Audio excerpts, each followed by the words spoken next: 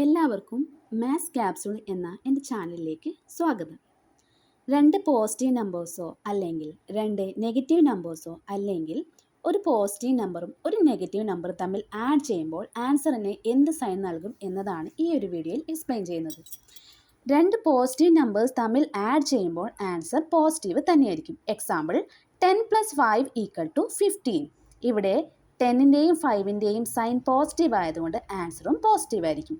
ഇനി രണ്ട് negative numbers തമ്മിൽ ആഡ് ചെയ്യുമ്പോൾ ആൻസർ നെഗറ്റീവ് തന്നെയായിരിക്കും. -10 + -5 = -15. ഇവിടെ 10ൻ്റെയും 5ൻ്റെയും സൈൻ നെഗറ്റീവ് ആയതുകൊണ്ട് ആൻസറിനും നെഗറ്റീവ് സൈൻ ആയിരിക്കും.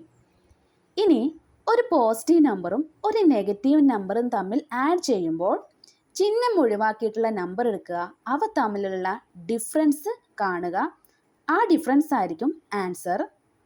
ഇനി ആ നമ്പറിൽ ഏത് നമ്പറാണോ വലുത് അതിൻ്റെ സൈനായിരിക്കും ആൻസറിൻ്റെ സൈനും.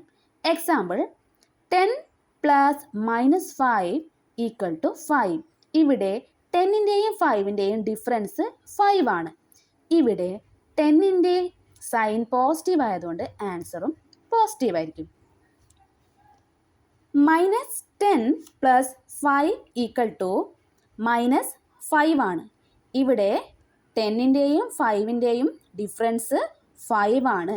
പക്ഷേ 10ൻ്റെ സൈൻ ഇവിടെ നെഗറ്റീവ് ആണ്. അതുകൊണ്ട് ആൻസർ നെഗറ്റീവ് ആയിരിക്കും. ഈ വീഡിയോ ഉപകാരപ്രദമായെങ്കിൽ ലൈക്ക് ചെയ്യുക, സബ്സ്ക്രൈബ് ചെയ്യുക. Thank you.